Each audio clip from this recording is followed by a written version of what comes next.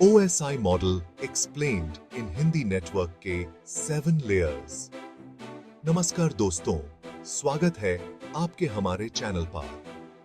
आज हम बात करेंगे OSI मॉडल के बारे में, जो नेटवर्किंग की दुनिया में बहुत महत्वपूर्ण है। यह सब समझने के लिए OSI मॉडल को समझना बहुत जरूरी है। OSI का मतलब है ओपन सिस्टम्स इंटरकनेक्शन, और यह मॉडल हमें नेटवर्किंग को समझने में मदद करता है। दोस्तों, OSI मॉडल में सबसे पहला और सबसे नीचे वाला लेयर है फिजिकल लेयर। यह लेयर नेटवर्किंग की दुनिया में सबसे बुनियादी और महत्वपूर्ण भूमिका निभाता है। यह लेयर असल में डाटा को एक डिवाइस से दूसरे डिवाइस तक पहुंचाने का काम करता है। चाहे वह एक छोटा सा पैकेट हो या बड़ी मात्रा में डाटा, सब कुछ इसी लेयर के माध्यम से होता है। यह लेयर तय करता है कि डाटा को किस फॉर्मेट में भेजा जाएगा, जैसे इलेक्ट्रिकल सिग्नल, लाइट सिग्नल या रेडियो वेव्स।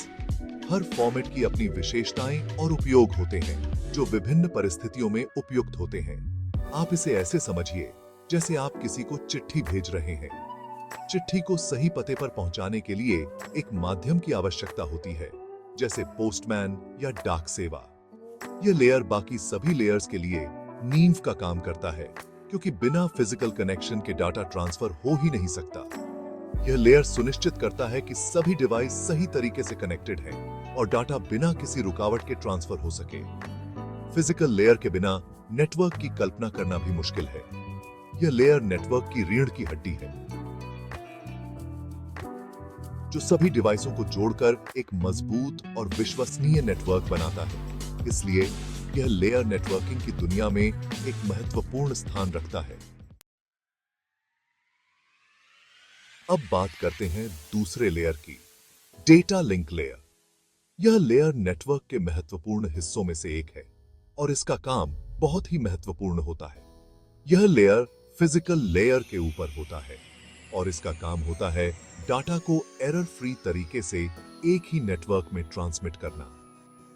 यह सुनिश्चित करता है कि डाटा सही तरीके से और बिना किसी गलती के एक डिवाइस से दूसरी डिवाइस तक पहुंचे। यह लेयर MAC एड्रेस का इस्तेमाल करता है, जो हर नेटवर्क डिवाइस के लिए अलग होता है, और यह एड्रेस नेटवर्क में डिवाइस की पहचान करने में मदद करता है। ठीक उसी तरह जैसे हर घर का अपना एड्रेस होता है, वैसे ही हर नेटवर्क डिवाइस का भी एक यूनिक MAC एड्रेस होता है, जो उसे पहचानने में मदद करता है। यह लेयर 2 सब लेयर्स में बंटा होता है। लॉजिकल लिंक कंट्रोल LLC, जो डाटा के फ्लो को मैनेज करता है और एरर डिटेक्शन में मदद करता है, और मीडिया एक्सेस कंट्रोल MAC, जो डाटा को सही तरीके से ट्रांसमिट करने और एक्सेस कंट्रोल में मदद करता है। ये दोनों सब लेयर्स मिलकर डेटा लिंक लेयर को और भी मजबूत और प्रभावी बनाते हैं। दोस्तों, अब बारी है नेटवर्क लेयर की, जो OSI मॉडल का तीसरा लेयर है। यह लेयर नेटवर्किंग की दुनिया में बहुत महत्वपूर्ण भूमिका निभाता है। यह लेयर अलग अलग नेटवर्क्स के बीच डाटा ट्रांसमिट करने का काम करता है। यह सुनिश्चित करता है कि डाटा सही तरीके से और सही समय पर अपने गंतव्य तक पहुंचे। यह लेयर IP एड्रेस का इस्तेमाल करता है, जो हर डिवाइस को एक अलग पहचान देता है इंटरनेट पर। IP एड्रेस के बिना आपका डिवाइस इंटरनेट से जुड़ ही नहीं सकता।